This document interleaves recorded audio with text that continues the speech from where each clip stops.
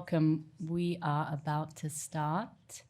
So thank you so much for coming to our panel conversation. As you see, or maybe you see, it's this panel is called the AI Act for All People, interrogating the EU's AI regulation from the migration perspective. My name is Sarah Chander. I'm Senior Policy Advisor at European Digital Rights, or EDRi, which is a network of several digital rights organizations working to influence EU policy. Today, as you probably know, we're here to speak about the AI Act. We will try to be a little bit more accessible and think to a broader audience of people who are not following all the nitty-gritty details of the EU's artificial intelligence regulation. But a little bit of context. So our panel will be exploring, as the EU amends the Artificial Intelligence Act, what is the impact of AI systems on marginalised communities, specifically from the migration perspective, and specifically where do we go from here? So here we'll be talking about questions of impact, questions of technology, questions of harm, but also what is the role of regulation in mitigating those harms. So as many of you probably know, we see increasingly AI systems are developed, tested, and deployed in the European Union, specifically in the migration context, to identify, classify, judge and control migrants in various ways. What we want to explore here today is how AI systems fit within a broader context of surveillance, criminalisation, discrimination potentially against migrants and people on the move. And specifically, in a bit more broader and sort of forward-looking way, how could this piece of regulation prevent this harm? How could this piece of legislation protect everybody, regardless of migration status? I am very lucky to be here with a wonderful panel of experts on this issue who are going to tell us about all of the answers to those very difficult questions. So first, on my right, we'll start with Anna Moscibroda from the European Commission. Welcome, Anna. Anna works in the field of personal data for the European Commission, specifically the Justice and Consumers Unit department. Anna is focusing mostly on data protection in the context of migration policy and law enforcement. And it's really lovely to have you here today, Anna. Then over here on my left, we have Alyna Smith. And Alyna is the Deputy Director of PICUM, the Platform for International Cooperation on Undocumented Migrants. And Alyna has been one of the leading figures looking at how this piece of legislation, the AI Act, can particularly protect the rights of migrants and particularly undocumented people. Welcome, Alyna. And last but not least, on my left is Caterina Rodelli, who is a policy analyst at Access Now. Caterina has been also one of the leading figures in looking at this regulation, lobbying for really important changes in the legislation from a migration perspective, and also is one of the people coordinating the Protect Not Surveil campaign, which we're going to hear about a little bit later on. Welcome, Caterina. Thank you. Thank you. Okay, great. What we'll do is we'll have a little bit of a question. So this panel, very formal panel format doesn't necessarily look like we're going to have a cozy conversation, but that is what we're going to try to do. We won't have long interventions. We will have a bit of a conversation amongst us, and then we will open that conversation a bit more broadly to include you, hear from your perspective, and also some questions from the audience. Great. Let's start. So my first question, to set a little bit of the context, we would really like to talk through what are the different ways that AI systems are developed and deployed to impact, or in ways that impact people on the move and migrants specifically. So to open this up, I would like to first go to Alyna. Could you tell us a little bit of the context in which AI systems are increasingly deployed? Thank you, Sarah. And indeed, I think a good starting point, a necessary starting point, before we dive into the uses is this context. So what are we speaking about? What is the broader reality within which these technologies are used? So all of you, whether or not you follow migration closely, you're familiar with the term Fortress Europe. You're familiar, no doubt, just even in reading the press about the increasing militarization of our borders in Europe. This is a key backdrop to our discussion today. We need to understand the extent to which the EU and its member states are investing enormous resources in the quote-unquote securing of borders. So I just noted down some numbers, which at the time really struck me. So this is from a piece in The Guardian by Camille Amends and Lorenzo Tondo from a couple of years ago.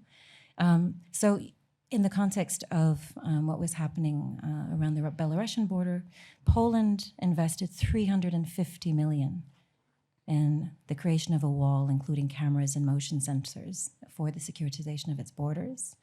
The EU at the time had anticipated that the security market, which of course overlaps with what we're discussing today, would grow to 128 billion euro by 2020. September 2021, Greece opened the first of what are expected to be 5 centers. In this case, it was on the island of Samos, a camp with military-grade fencing and CCTV to track people's movements that's accessible via fingerprint and X-rays at a cost of 38 million euro. So there's an enormous investment of resources into the creation and use of technology as part of the move to quote unquote secure our borders. And so all of this, why? All of this is based on an assumption that we're expected to accept, that essentially migration and security are coextensive, that these things essentially blur together, and that we need to then leverage all of these resources as a matter of addressing threats. This is an assumption I think it's clear that we all need to push back against, we all need to be alarmed by, because it's essentially the justification for all that is driving this. And of course, the consequence is criminalisation, stigmatization, essentially of non-citizens, and of people who would look like non-citizens, because we know, and there's evidence for this, that how a person looks is often used as a proxy for what their migration status is. So this, of course, this mentality, this approach is reflected in the types of technology that we see used in the migration context. We see it, of course, in the context of our borders in terms of drones and surveillance tools. Also, as I mentioned before, in terms of how we even understand, quote, camps, as it were, where people are held. In terms of, for example, very explicit coordination and joint work between Frontex, the European Border and Coast Guard, and Europol.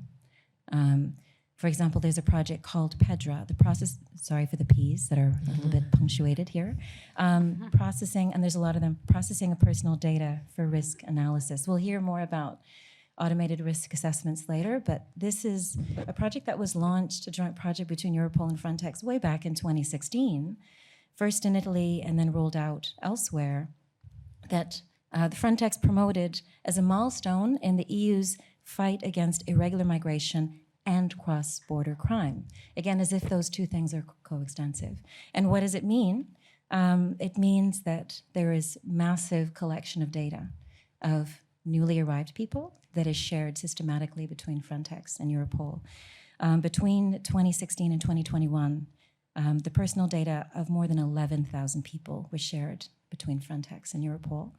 And Europol launched a similar program, a related program in parallel that uses facial recognition technology on people in camps in Greece, again, ostensibly to potentially identify them as security threats.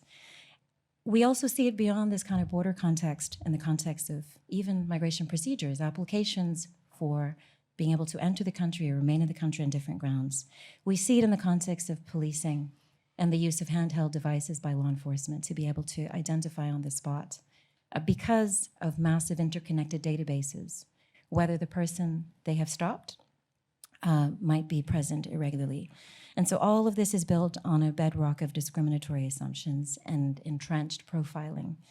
The last thing I'll maybe just say in terms of this context is that all of it tends to be framed as narrowly targeting irregular migration, cross-border crime, but that is not the case.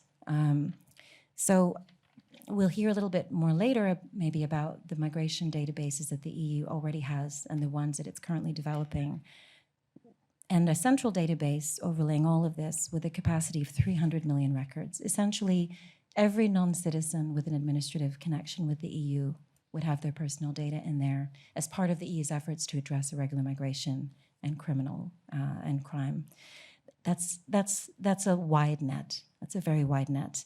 And again, in terms of the ways this impacts people in our communities through racial profiling of law enforcement for immigration control, that affects anyone, as I mentioned before, who looks like they could be present irregularly. So that affects anyone in our communities who might be racialized. So yeah, so that's just to give a little bit of context to how this is used, and maybe a bit of a sense of the impact then on the people it's used. Thank you so much, Alyna, for that. And this phrase, this bedrock of discriminatory assumptions that you've raised, upon which much of these databases and upon which much of these technologies sit, I think is a really good starting point for what we have tried to do, which is always take a racial justice and migrant justice approach to looking at these technologies, as opposed to a more flat universalist perspective on these things. Thank you so much for that. We would go to Caterina, who I would love to know a little bit more about the details of some of these technologies in this wider context, if you could. Yeah, sure, thanks. And I think it's like trying to give an overview of the different AI systems or surveillance technology that is already deployed. It fits really well with what Alyna just said, that the way this deployment is framed usually is like it's a targeted, narrowed surveillance, but when you confront it with the amount of people that are impacted, with the amount of systems that are deployed, this assumption that isn't targeted and therefore a legitimate type of surveillance can be easily questioned.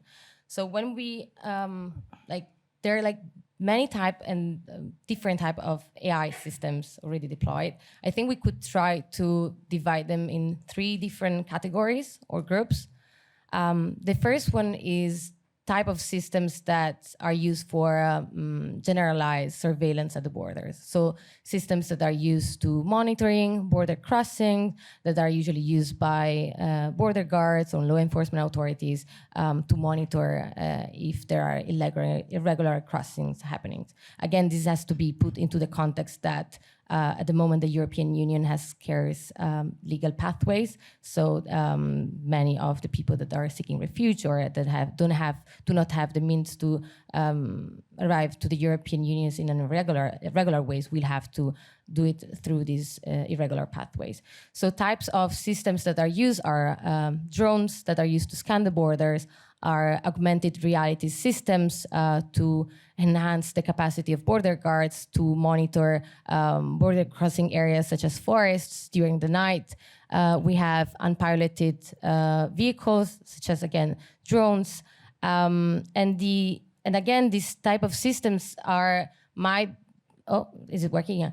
They must be put into context, because if you take them out of context, a drone to scan an area for security reasons might not look that dangerous, but if you put it into the context of already proven and violence at the borders, this might lead to very harmful consequences. For example, there is an investigation that was led by Human Rights Watch that proved the role of Frontex unmanned drones in facilitating pullback to Libya. So as you know, in the Central Mediterranean Sea, there is a huge number of people that are trying to escape Libya and reach the European Union. And in the last years, there has been a great investment into the capacity of the Libyan Coast Guard. And what is the role of Frontex drones is that these drones would detect the presence of people and then share the position with the Libyan Coast Guard that then would approach the vessels and pull them back, usually also using great means of violence. But we also have example in the so-called Western Balkan region, whereas people on the move are experiencing a high level of violence, trying to reach countries such as Italy or France. Usually this route is called the game because it's really hard to go from Turkey, Greece, towards Austria, Italy, and France. There are like many steps that people should take. It's called the game because someone says that Croatian police used to push people back towards Macedonia and then say game over. And people are trying to, continue this path. And the role of surveillance technology there is really important because you have drones that scan forests at night and facilitate these pushback practices. So this is one category. Another category is what has to do with data processing and automated risk assessment and profiling systems. As Alyna already mentioned, there is really an increase in use of this type of automation of risk assessment in migration procedures. We can see them into visa application practices. So there is one famous example already from the UK, but also most recent one from the Netherlands, where applicants for visa to these countries were streamlined through the automation of a risk assessment. And this risk assessment usually calculate the risk, how much a person can pose a risk to public security or a risk on overstay based on personal data such as country of origin and therefore ethnicity. Another type of systems that has to do with the processing of large amount of data is what is called predictive analytics. So systems that are used to forecast migration movements. And it's really important to look with some critical lenses, this type of systems that try to use so-called neutral techniques such as machine learning or statistical approaches to something that is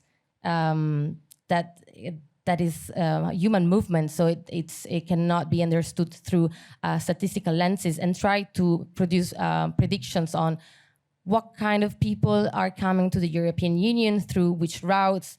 And when you use these systems in a context of high violence, such as in the Mediterranean, Central Mediterranean Sea, or in the agency, so I believe some of you might have seen that not one of the latest evidence of the Greek state facilitating pushbacks of people from the island of Lesbos, taking people and putting them in a boat and leaving them adrift at sea. How these type of systems would legitimize these type of policies, because this system is predicting what a type of bias information that irregular migrants that do not have the right to stay in the European Union will arrive through a certain crossing points, and therefore more border guards will be deployed. And then to conclude, another third category is the one that uses the processing of biometric data. There is a huge investment of biometric data. There is a huge also political choice into commodifying the bodies of non-European citizens. So use bodies and body traces as a way of managing migration movements and movements of people in general. As Alyna already mentioned, and probably will touch upon again, every non-European citizen is asked to provide their biometric data, and there is already a lot different type of systems that we see that are using this type of data in different ways. One, it's for the purpose of identification. So you have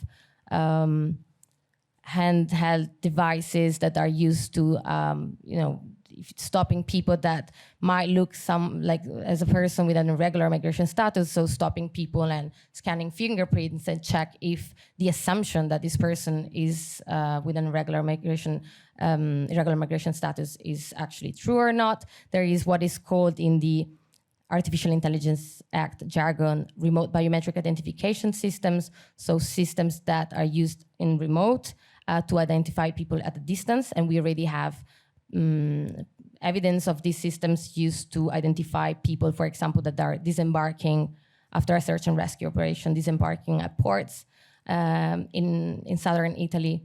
But then also we have the use of biometric data, not only for the purpose of identifying, but also for the purpose of automating the suspicion against non-European citizens and racialized people belonging to racialized communities. One example is the use of emotion recognition or polygraphs, or more clearly lie detectors, so-called lie detectors. So systems that claim that to infer an emotional state based on facial microgestures. We have an example of testing of this type of system in the framework of a Horizon project, which is called iBorder CTRL. So it was only in the testing phase, but there is a lot of investment into systems that will see if a person is lying about their migration claims through the processing of biometric data. And then we also have other type of systems, for example, dialect recognition systems that have been in use in Germany since 2017. And there is also another great investment by the agency Frontex for this type of systems that again atomize this perpetual suspicion against non-European citizens. So these systems are used, for example, during an asylum claim. If someone claims to be from a specific region, this system would be used to record the voice and then check it against a database of dialects that supposedly should be comprehensive. And this can be is clearly a form of discrimination because it's using biometric data to infer what it should be a protected category, which is ethnicity. So this is just many, but also some of the systems that are already in use. And yes, give this picture of how much investment, how much deployment already is in place. Thank you. So as you can see, it's a lot. And maybe we're just touching the surface of really what systems are out there, what systems not just are being deployed, but also tested and worked out. Our colleague Petra Molnar was really one of the first people, at least that we worked with, to sort of try to map some of these things. So if any of you are interested, I'd really recommend, if you look on the EDRi website, we had a report a few years ago, I think in 2020, called Technological Testing Grounds.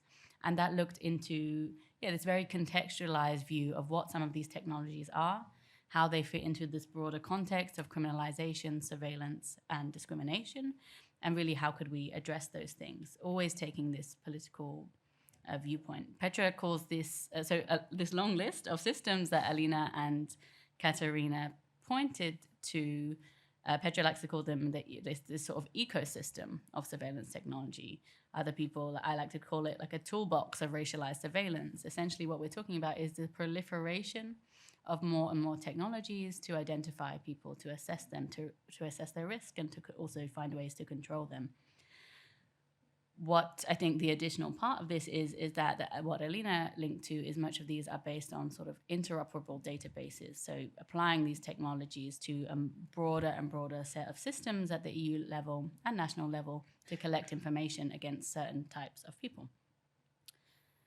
But let's move a little bit away into the detail, because we, of course, don't want to overwhelm you, but this is sort of the context that we're sitting in. It's a nice entry point and transition into sort of our next set of questions into, okay, so what does EU law say and do about all of this? And for this, I'd really love, Anna, if you could come into us. How does EU law, the EU legal framework, address some of this? Of course, this panel is really about the AI Act, but I think from your perspective, we'd really like to know a little bit more about the broader EU law framework and how does it respond? Thank you. Yeah, thank you very much. I'm very happy to be here today. And I think I would just like to start that I really like that we are discussing this type of issues specifically. So we take the certain lens and we look at how technology affects the certain vulnerable groups. And then today specifically, we look at migration. I think it's very important that we really have a good discussion about it. I'm not sure that I will simplify the issue by summarizing or highlighting the key points on the EU legislation or the EU acquis that is maybe relevant for this field, but I will try to do my best to be simple also. So we all know that we have a charter and then we have provisions of the treaty. I will not go into this. We also have basically two horizontal instruments that would address the issue of the fundamental rights and freedom of the natural persons. And the first horizontal act, which is already in place and it's already applicable, is of course the GDPR. And I say, of course, GDPR, because on one hand, I want to stress that we do have this instrument that applies.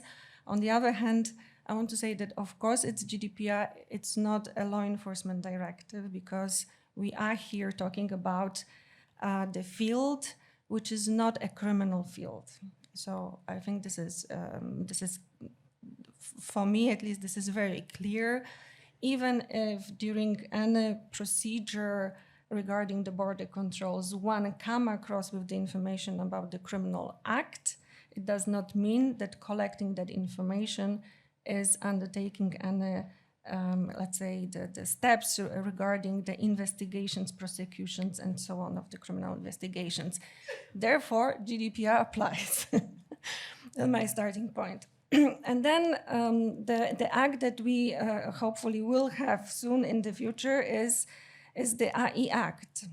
That currently we have a commission which issued the proposal and still under the negotiations. And I will talk about it a little bit as well. And then as a third layer to this cake is that we have the whole, of course, the body of law, quite extensive body of law of EU acquis relating to border management and migration controls and management of migrations movements. I'm talking about, of course, all the acquis that has become quite numerous in the recent years relating to border management, such as entry-exit system, ETIAS system. We have currently still the proposal of the screening regulations that would apply to the persons who irregularly cross the borders. We have, of course, SIS, so Schengen Information System, that is relevant. We have the Visa Information System that also recently went through quite a significant amendment. We have Eurodac.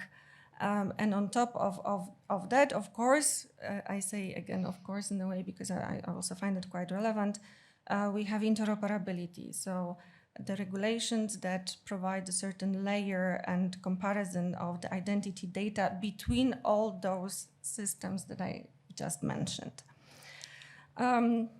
But maybe one step at a time, so I will go back to the AI Act.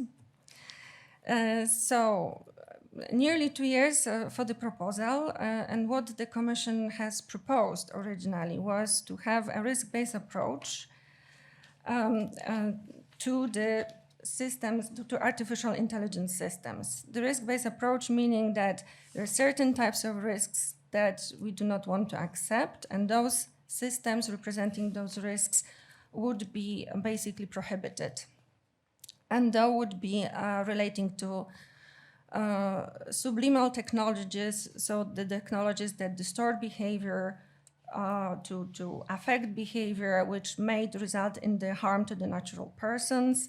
Another category is the AI that exploit vulnerabilities of specific groups. And here, any vulnerable group would come under that roof.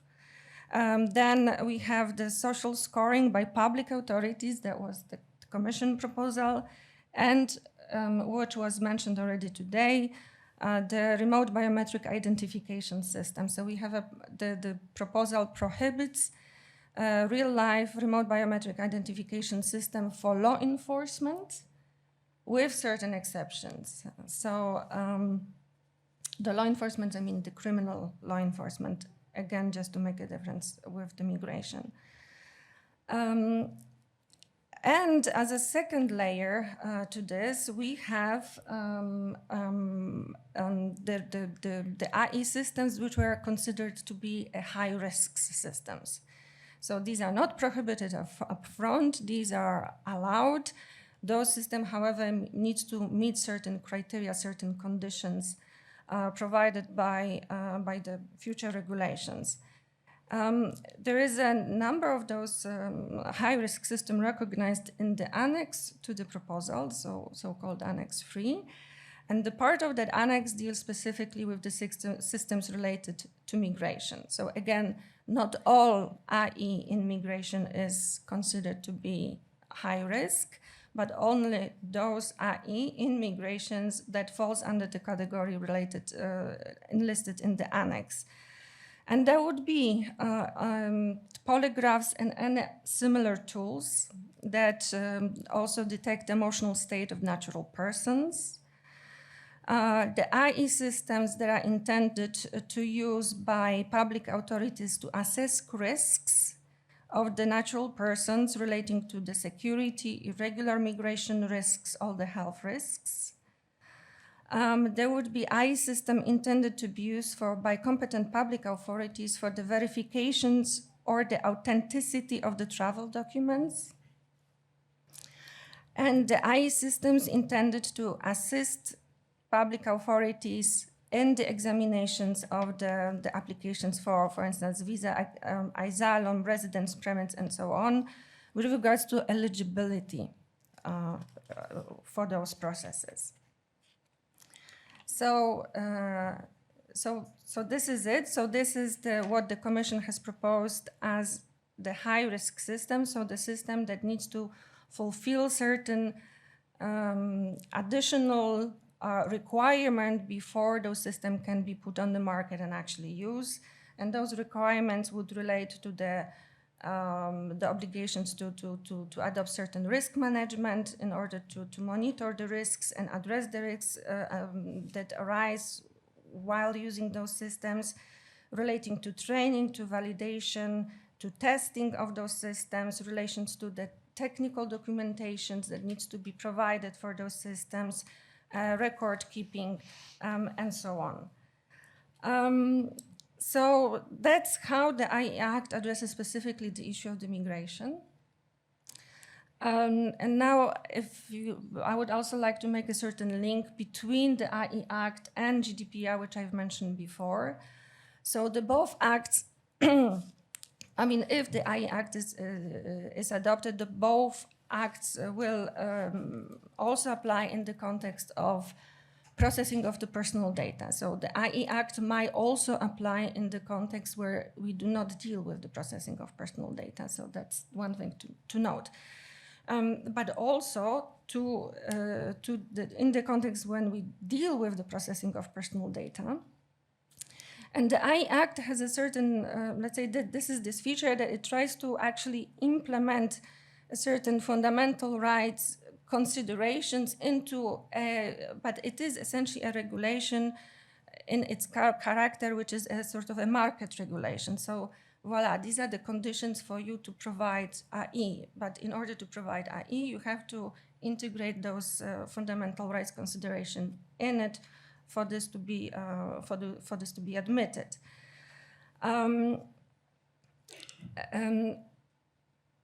Whatever we said about specifically about the high-risk systems does not affect in any way any assessment that needs to still be done under GDPR. So the GDPR requires necessity and proportionality assessment of any processing of personal data. GDPR also refers to rights and freedoms of natural persons and to the risks to the rights and freedom of natural persons. This is also the issue that needs to be taken into consideration in this overall assessment. So GDPR remains fully applicable. AI is fully applicable, and the idea is that those two acts sort of strengthen together to support this fundamental rights approach to AI. The fact that we have the high-risk systems and they are specifically mentioned does not mean that those high-risk systems become per se legal, not at all. Just to the contrary, still, although the AI Act does not prohibit those systems and sort of highlights them as the system that could be put into place subject to conditions, there are other conditions under GDPR that has to be equally met. So I think on this, I will maybe not elaborate any further. I've mentioned in the beginning that we have quite a lot of developments regarding the acquis relating to the border management, large-scale IT system, as we call it a little bit in the jargon. So just as a kind of a summary of what is out there and why we are mentioning it here is that for some of those systems, indeed, there is some sort of automated processing embodied into those large-scale systems. What I mean about it, I mean, we will take maybe an example of ETIAS, which is the third country national has to request a permission to travel into the EU, so it applies for this ETIAS authorization. The third country national provides information, the personal data in reply to the questionnaire, provides identification data. This is recorded in a system, and then the system does few things. One of the things that system does is automatic checks against other systems. So in particular against the SIS, against other systems, for instance, to check whether a person concerns has been refused visa previously, because maybe it might be that the person needed to have a visa before. Against the Europol systems, against what we say also it's ETIAS watch list, which is the watch list populated by the information provided by the member states and Europol. So we have the automatic checks. These automatic checks do not mean that if there is a hit, the authorization to travel is refused. The hit, however, means that the person would not be granted automatically authorization to travel. The person would be referred for a manual processing. So there would basically member states would need to take over and then provide for some, maybe request additional information, maybe organize collection of this additional information in order to decide on the authorization to travel. Another automated processing that is happening there relates to the risk criteria. So the machine, there's this article providing that the algorithm would basically check certain data in the application file in order to see whether this data match the risk criteria, the risk indicators. And the risk indicators are based on what I roughly based on is also provided in the legislation. And then there's the second layer of the implementing acts that would elaborate on this. So these are two main automated processing that are happening. Again, the idea is the same. You are not automatically refused, but you are not automatically granted the visa, the ETIAS authorization, and you're being referred to a second line manual processing by the member states. So this is what is already provided in ETIAS. This similar system we would have also for the visa applications in the future. A little bit, let's say, lighter system, but also automatic checks against databases in the security screening regulation. So this is a little bit how the situation will look like in the future. And then on, just also maybe to anticipate the questions that might come, there is also the provision in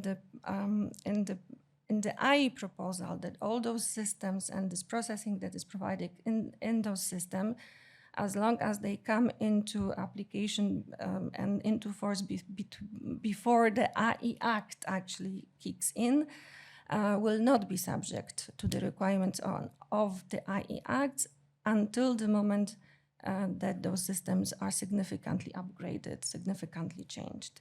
I will maybe stop here because I'm speaking a lot and waiting for another questions.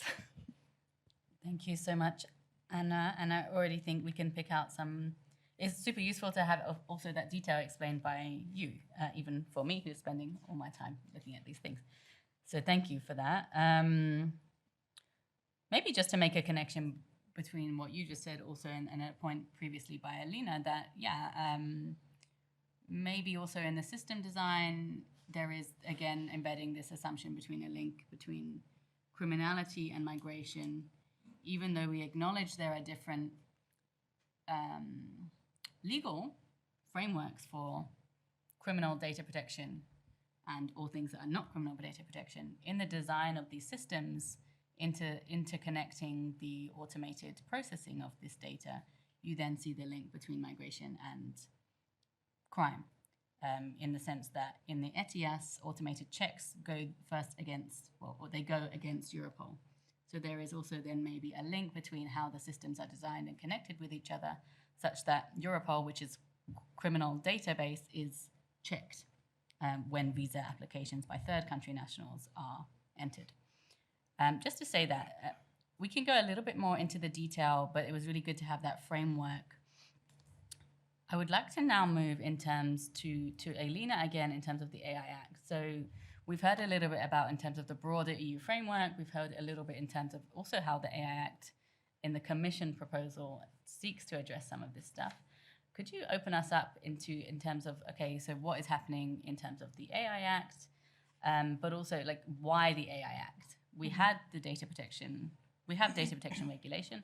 Why was the AI Act needed to deal with some of these specific things in the migration context? Mm-hmm. Yes, so I mean, I think it is important that, as Anna mentioned, the GDPR is applicable to all data subjects, and it's applicable in the migration context. It's applicable regardless of your migration status. I think what's important about the AI Act, in addition to being broader than just around data protection and the processing of personal data, that's very important as well, is that it does recognize, I think in a way that's important, the ways in which technology is used, data is processed disparately, so differentially, and that it's built around a framework of harm.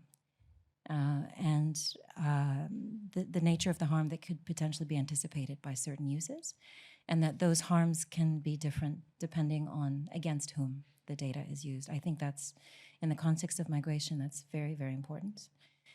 So I think it's significant that already in the Commission's proposal, there was recognition in the framework of high-risk uses of AI, of uses in the migration and asylum context. There was already that recognition. That is important. And we can speak about where we are now in the process, since it's already 2 years now into the legislative process, and there have been further developments, but that's already significant. That's a harm. It's a recognition not only of rights, but of harm, and that there needs to be specific attention to the ways in which technology is used to mitigate that harm very specifically. So I think that's important. And then, there's also the possibility to just draw a red line around certain uses that are just completely unacceptable. And in the draft that we have today, as maybe we can get a little bit more into in a moment, there are bans that of unacceptable uses that are really important in relation to policing, and also that have bearing on the migration context. So that's a really important thing that we get from the AI Act. I think, again, maybe we'll speak about this a little bit more. These interoperable systems are the embodiment in a way at the EU level of kind of this mass collection processing of data, which of course, when you have millions and millions of records, of course it invites the use of tools to then analyze that data. And it's already specifically foreseen, as we've heard from Anna, with the Visa Information System, NCS. And in the original proposal, these systems were exempted. So we have this framework of safeguards and of rights and so on and so forth, but then essentially a carve-out for those migration systems. And where we are today is that it's foreseen in the current draft that they would actually, that this framework would apply at least after a period, a grace period to those systems, which is not so flagrantly hypocritical, hopefully. So I think, yeah, there are ways in which the AI Act is really important as a complement to the GDPR. And especially as we've seen, that actually the GDPR, despite its strengths and all that it represents in terms of protections for data subject, has essentially been sidelined in the migration context because it's presumably been judged that measures like the interoperable systems, all that we've heard about investments in tech surveillance is justified as proportional and necessary precisely because of the argumentation around security threats. So again, who is making that assessment? Well, it's Frontex, it's Europol, it's border agencies, and so on. They're making the assessments based on a framework of threat and risk, that this is therefore justified as an infringement,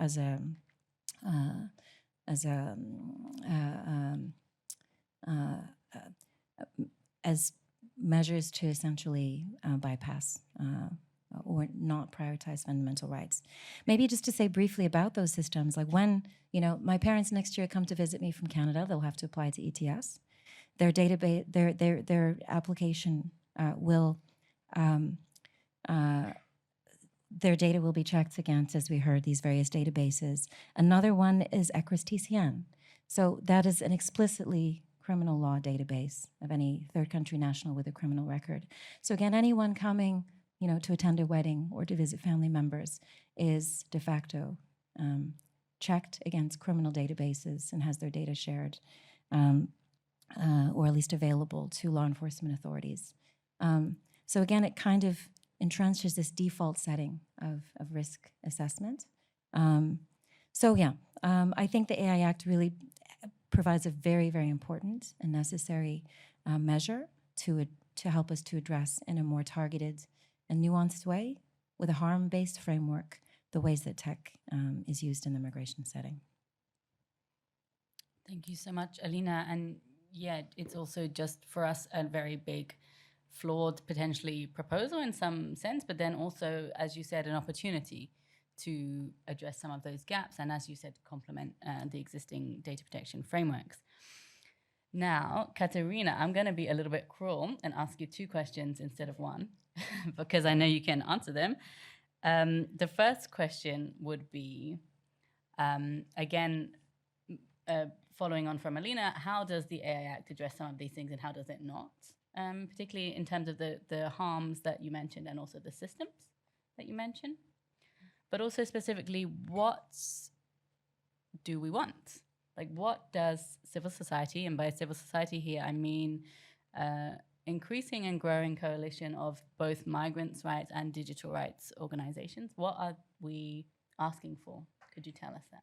Yeah, sure. I think I can try to combine them. So saying how the AI Act address and how it doesn't address, I can then complement what are we asking for.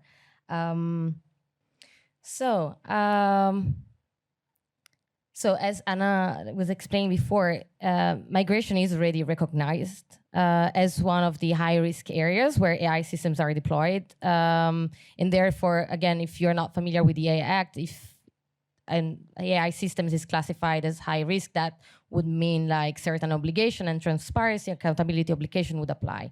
However, this is not enough for various reasons. Again, like we spoke about like context, criminalisation. We spoke about how we have legislation already existing. And I explained before like how the GDPR applies. But again, we have always to put it into context. We are talking about a context of deployment where EU acquis usually is suspended. There is a very interesting article from the EDPS from the Data Protection Day back this January, where it's actually arguing that the GDPR, although existing, is not applied when third country citizens are the right holders. So again, we have right to consent against coercion of like practices when like people are coerced into providing their biometric data. Automation of profiling should be banned, but again, it's like just pouring in many of the migration procedures. So what we are asking for in the AI Act, what is missing, is also like an exercise to resist this attempt to legalize this derogation from fundamental rights when non-European citizens are the rights holders. So what is in the AI Act and what is not in the AI Act? I'll start from what is not in the AI Act, just like following my mental order. So as you might know, the AI Act is like following this risk-based approach. So you have like some prohibited practices, high-risk practices, and then other type of systems that are subjected to transparency, specific transparency measures. When we go to this Article 5, which is the article with prohibited practices, we have the systems that were listed by Anna, but we are lacking some systems that are already deployed in the migration and border contexts, and that we as civil society, but not only, also as like scholars and researchers, claim that should be prohibited because they will inevitably infringe fundamental rights. So one of like the systems that we see missing is, for example, emotion recognition that is was initially listed as a high-risk practice, but again, like claiming that an AI system could infer emotional status has like dubious scientific grounds and should be banned in all circumstances, and specifically in the migration context. Biometric categorization systems, the example that I was making before about the dialect recognition systems that are already used in asylum claims to see if people are actually from where they claim they are from. But again, what we are lacking are specific AI systems to the migration context. One example is automatic profiling system, automatic risk assessment and profiling systems. And one example that we usually give is actually ATS. So ATS that is like fundamental into this new interoperability systems, into this new way of managing travel in the future of the European Union. What we are advocating for, it's a total ban of this automation of risk assessment. Again, because how these systems are built has always to be put into context. So again, every traveler is checked against criminal databases. So there is this assumption that travel is really likely to be linked to a criminal activity. Not only every person is checked against a database, but it's also profiled. And how these profiling systems are built is with not objective indicators. For example, you have risk indicators such as country of origin or level of education or employment. All of these risk indicators and consequent screening rules can lead to what is proven indirect discrimination. For example, again, country of origin, maybe it's an easy one to see how it can lead to discrimination on the basis of ethnicity. Level of the education could lead to a discrimination on the basis of religious beliefs, because you might have attended a school that is like a Protestant affiliated school or a Muslim affiliated school, and therefore a different type of risk might be assigned based on your level of the education. Level of employment, it's proven that it can lead to discrimination on affiliation to trade unions. So there are like several studies that argue how this type of automation of risk assessment in migration procedures will lead to indirect discrimination, will breach the right to a fair trial, will violate a number of fundamental rights that go much beyond data protection and privacy. Another system that we are advocating to be included under the prohibited practices is what I was referring to before, which is predictive analytics systems used to forecast migration movements that could lead to stopping migration movements. Again, I think that I mentioned it before. If you there is already a lot of investment in this type of systems. There is a lot of investment from the European Union under the Horizon 2020 security funding. If you put this type of forecasting tools into the context of huge violence that we see at the borders, you can see the direct link between how the forecasting, a biased forecasting of irregular movements can lead to more investment in like border guards, more investment in punitive measures used to respond to the outcome of the prediction. So these are like what we see and what is missing. If we then move, so this is for prohibited practices. If we then move to the list of high-risk systems, so again, we have these 4 type of systems that we saw from the Commission proposal that rightly acknowledge the fact that there are some systems already like in use in the migration context that can be can be high risk. However, some of them we are claiming to be elevated to prohibited practices, polygraphs, automated risk assessment. And then in this list, there are like some things missing. For example, the use of AI-based systems for surveillance practices at the borders must be included. Again, there is already evidence. It's not even based on, like studying and predictions. There is already evidence on how the use of drones, on how the use of thermal cameras, of how the use of augmented reality systems is promoting violence at the borders.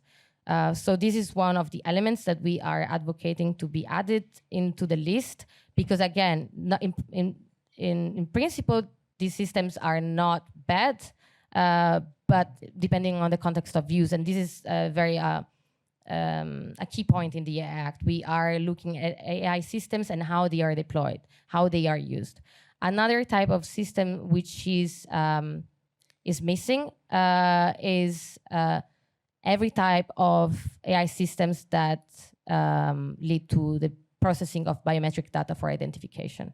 So the AI Act debates is really much focused on remote biometric identification, but is leaving out all type of systems that are used to identify people using biometric data. And it's not only applied to the migration context, which is what we are talking about right now, but it's also, like iris scan or voice scan, like voice recognition to access a premises, to access a workplace, used in the educational setting. But again, in the migration and law enforcement context, this is fundamental rights are even more at stake, because there is a power imbalance that is already out there. And if you put this type of a system into the context, this will strengthen this imbalance. So for example, the handheld devices, there is so much investment, so much research done on how to provide law enforcement authorities with systems that will enable police guards, border guards to stop people and identify them through their fingerprints out in the street. This again is missing from the AI Act framework, so it's something that we are calling to be added.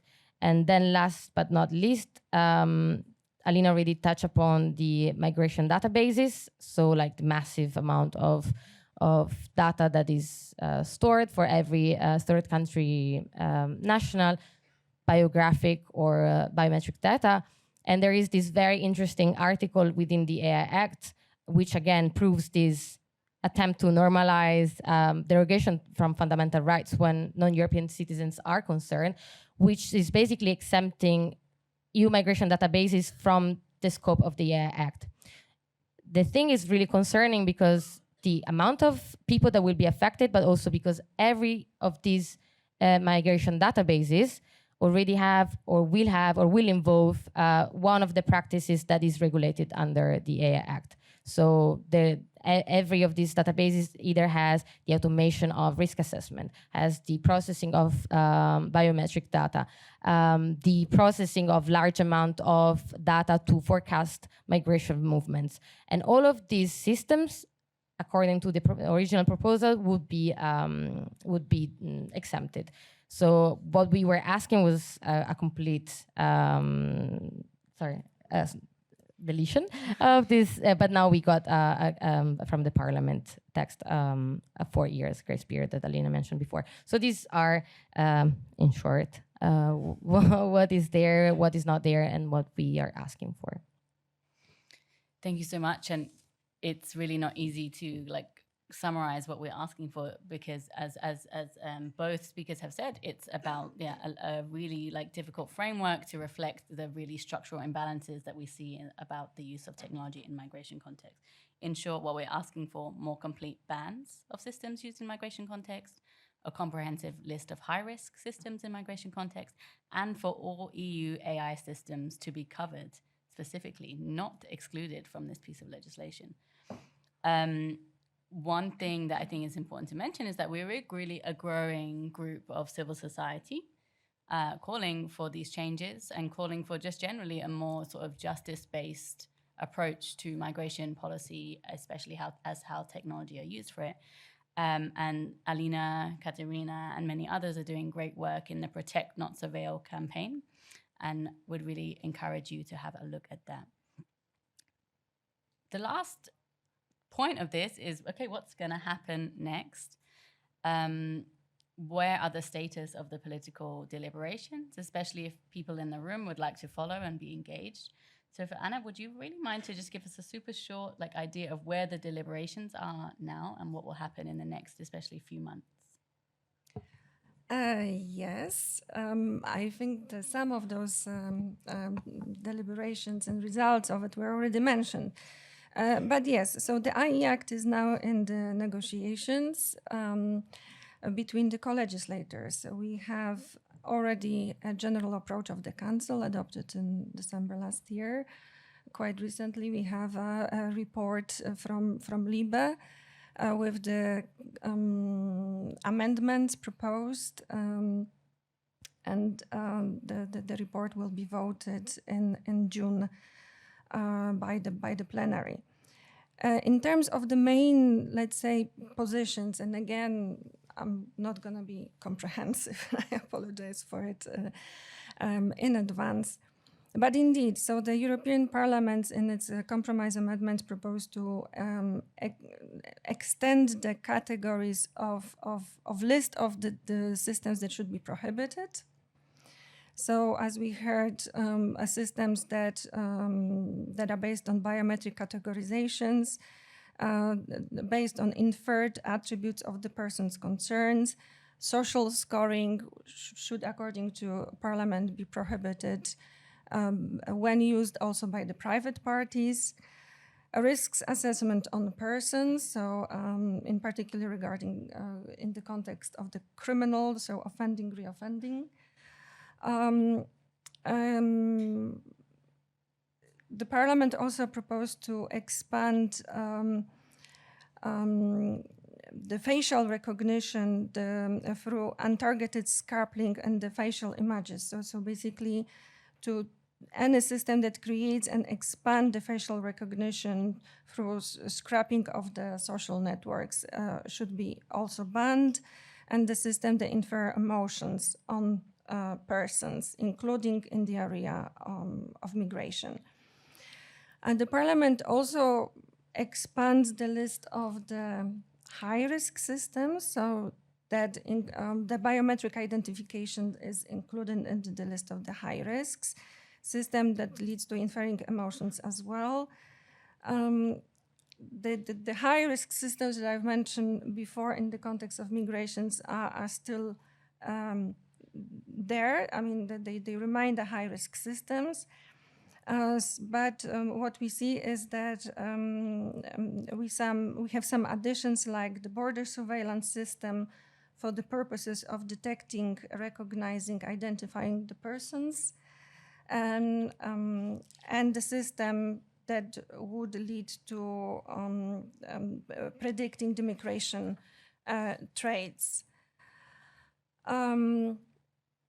So these are the main let's say, amendment proposed by European Parliament specifically in the context of migration. So I'm just trying to be limited to this. We have also the general approach of the Council, and also very, very briefly, what is interesting to note that the Council also agrees that the social scoring should be prohibited also in the private sector. So there are certain, let's say, correlations between the position of the co-legislations already that one can see. The Council is taking a bit more relaxed view on the remote biometric identification, so the list of the exceptions from the prohibition is as big as and as broader. And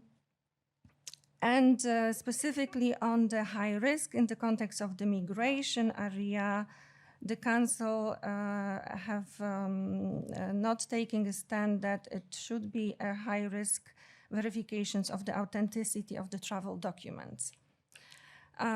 So that's very briefly this. And then we have, of course, right now the period, once the Parliament finalizes its position, that we entering the period of so-called trialogues, also the direct negotiations between co-legislators. So in terms of the updates, I stopped there. I would maybe, since I'm just a little bit tempted also to reply a little bit to the to what the ladies were saying previously on inclusion of the large-scale IT system. So it's without, let's say, discussing that the proposal can be further improved if needed. I think that what is maybe to note is that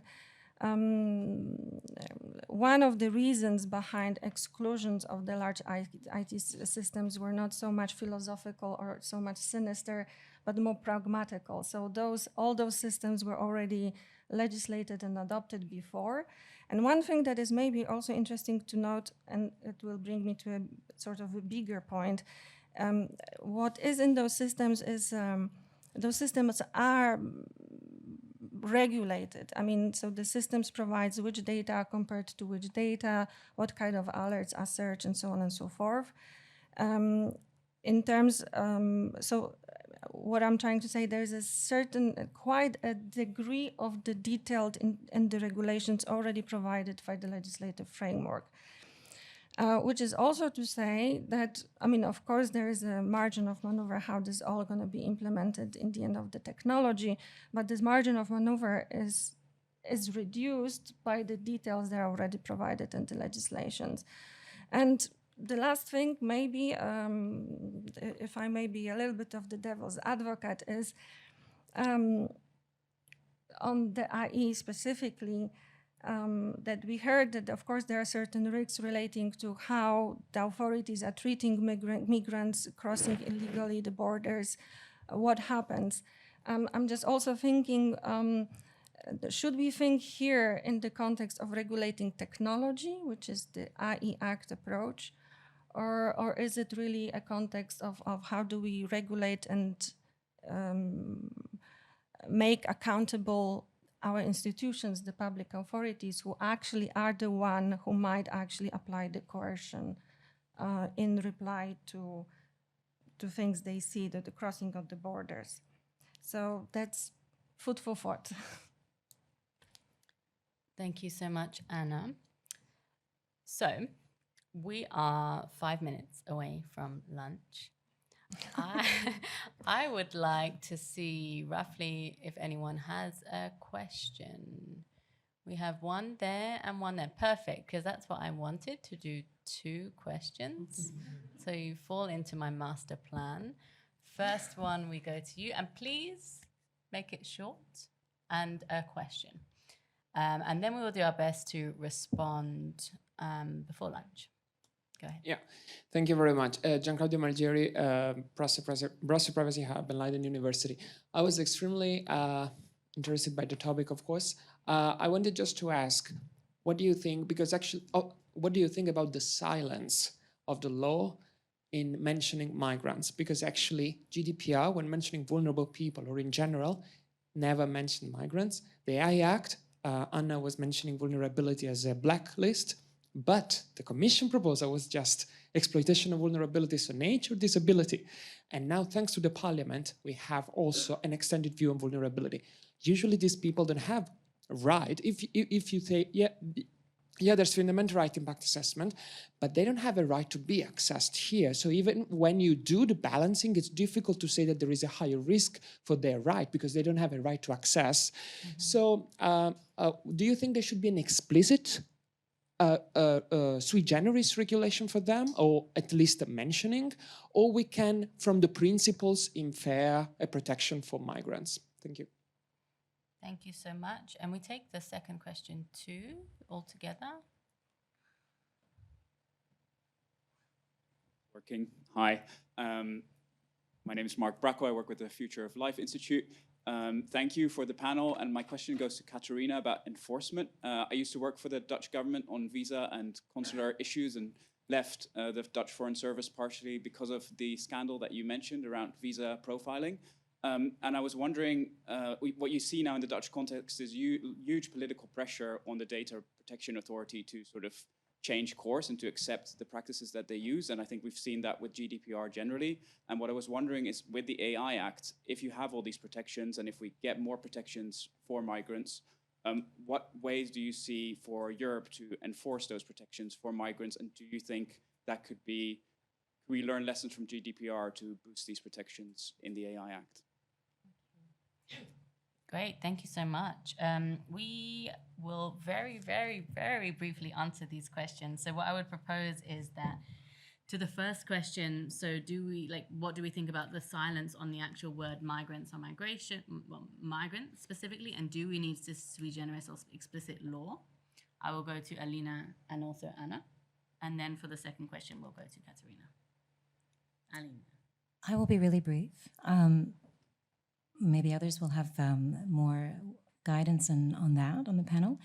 My sense is that your question is linked to the second question, which is really around accountability and whether migrants, non-citizens can really access their rights. And I think that is an outstanding question, to be honest. And it's a question also even vis-a-vis the GDPR, because the realities of the disparate situation in terms of power dynamics makes accountability really challenging in terms of actually people being able to kind of actualize their rights. So I think it's a very good question, and I'm eager to hear what others say. And I think Anna's right that, of course, the bigger context is linked to accountability for acts on the ground in a broader framework of migration management that goes beyond technology. So I think that's a really key point. Thank you. Anna, would you like to compliment? Yes, I think I would be a little bit more hopeful in terms of what we have. So yeah, I do think that there's a good level of protections that can be inferred from the general and horizontal rules already on the GDPR. A sort of GDPR is a horizontal act, so the philosophy was not to make it a sectorial legislation.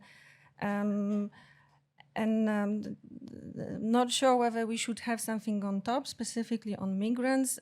I do, however, believe that it's probably better to have a good horizontal level as a basic, let's say, defense point. I take an issue on, let's say, the transparency, accountability, and enforcement of those rights. Then, of course, in certain contexts and for certain vulnerable groups, this enforcement will always be more difficult. Yes? So, because those people don't speak the language, cannot go to the institutions that would help them. Here, I see actually a big role to play for the NGOs. Also to support vulnerable people in order for them to effectively exercise the rights, for instance, to access to the data. Rights to access to the data is legally provided, so there is nothing sinister there in terms of legislative tools. And voila, I mean, in the end of the day, for all those acts that we have mentioned, it is also the legislator who have made a certain proportionality necessity call.